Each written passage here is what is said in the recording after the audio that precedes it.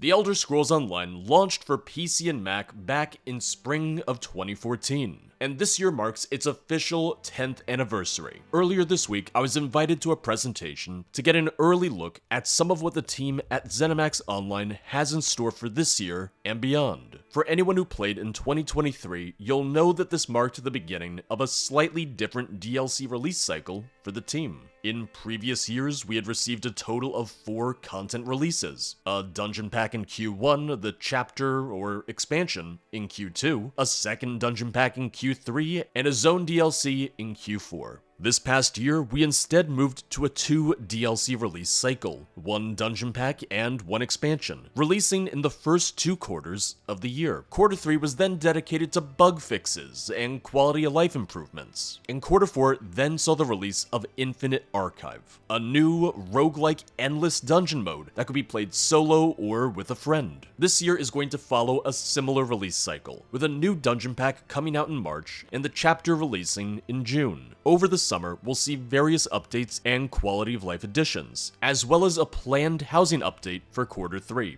They wouldn't give us any more details on that though. And Quarter 4 will see the release of 2 new companions for PvE, as well as a new PvP update, which is said to be the first step in refocusing on new PvP content for the game in the long run. But if you're like me, the thing that you look forward to every year is the chapter, commonly referred to by the community as expansions. And this year, we're seeing the release of Gold Road, a new chapter set in the West Weald of Cyrodiil. Connecting Reaper's March, the Gold Coast, and Craglorn, this is a good-sized zone. Skingrad will serve as our main city and hub, and the chapter will include the usual breadth of content that we've come to expect. Around 30 hours of quest content, including a main story and side quests, 2 public dungeons, 6 delves and 6 world bosses, a new 12-player trial, new daily quests, and more. Unlike previous years, we won't see the companions at the chapter's launch. Rather, they'll be added in during Q4, which was said to be so that the team could focus a bit more on the chapter's story content. Our new playable zone will be split into a couple different biomes, with the primary palette being that of Cyrodiil in autumn, with reds, yellows, and other vibrant fall motifs, with the Colovian Highlands being more rocky and dry, and the Gold Road itself being a more deciduous forest. Skingrad will maintain its well-known Gothic architecture,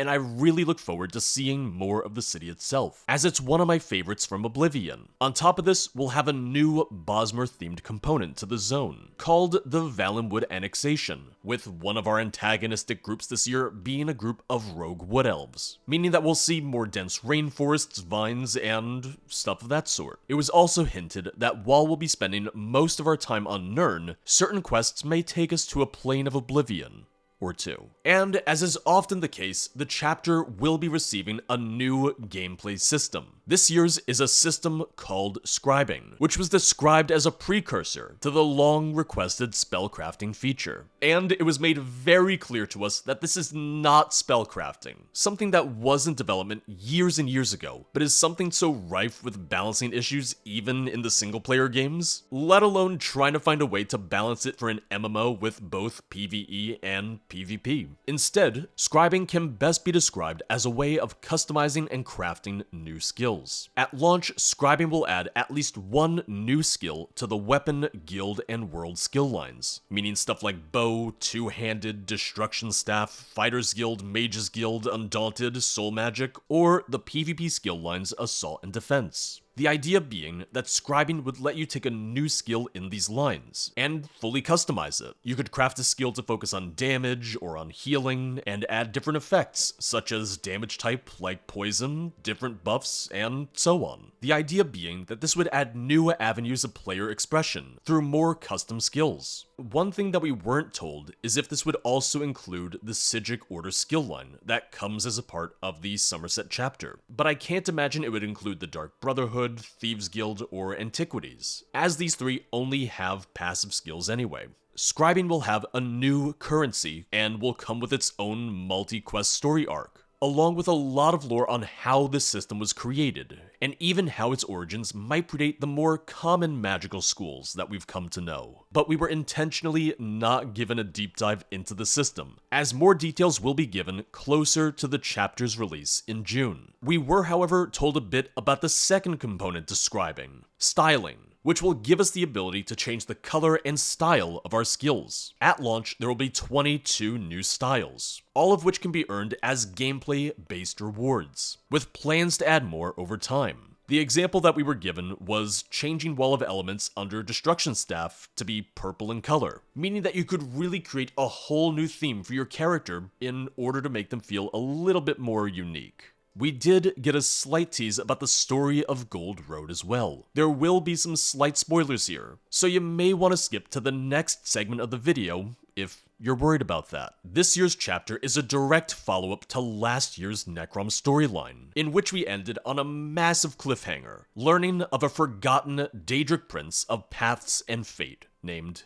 Ithelia. Hermaeus Mora had considered her a threat, and thus had her imprisoned and erased from history, only for one of her former followers, a Dramora named Torvarsard, to uncover her existence and seek her return. Ithelia will be broken free from her prison in the upcoming free prologue quest, which will release later this quarter. The Gold Road chapter will focus on her being set upon the world, with a group of rogue Bosmer named the Recollection, who wish to restore her to full power, and an amnesiac Ithelia wandering around Cyrodiil, trying to figure out exactly who she is. For players who finish both Necrom and Gold Road, there will be an additional set of quests to help tie these arcs together, although it was hinted that the story will continue in future years as well, despite having a clear ending of sorts this year. During the closed presentation, it was said that Ithelia's style is focused on that of colors and crystalline magic, with her realm of oblivion being called Mirrormore, and I'm really hoping that we get to see it for ourselves.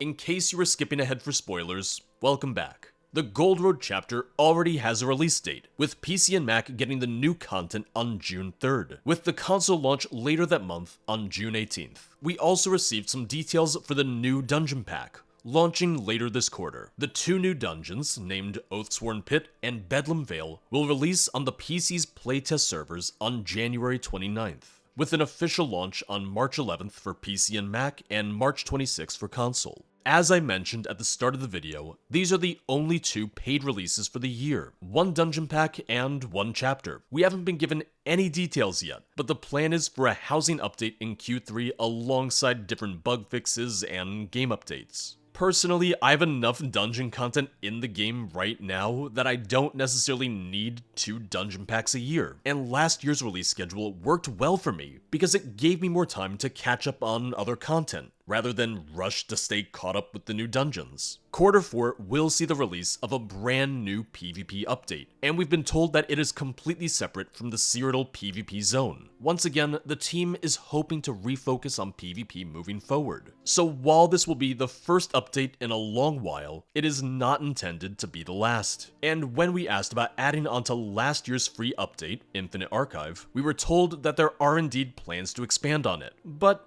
we were given the hint that this is more of a long-term plan, rather than an immediate one. During our session, a lot of us asked what this 10th year meant for the game, and for the studio. Rich Lambert, the creative lead, was very frank about it. A big part of this year is leveraging the technology, and improving upon it, so that the game will be ready and able to handle new content, new systems, and the like. ESO started development back in 2007, giving it around 7 years of dev time. So there were some decisions that were made back then that make some requests, like crossplay, harder to figure out now. And with how much has changed in technology, in the gaming sphere, and more, they're working on improving some of the base code so that ESO will continue for more and more years to come. There's a lot of things that players have asked for. An easier story mode for dungeons, harder difficulty for overland content, crossplay, and cross saves. None of these were shut down completely. Rather, it was made clear that the team is very much aware of all these more requested features, and they've at least tried to figure out how some of it might be implemented. 10 years is a long time for an MMO, and the way you keep it alive is by finding ways to keep it working, keep it fresh, and most importantly, keep players invested. I think something like Scribing will be great in that sense, since it's a system that you can take advantage of on any and all characters.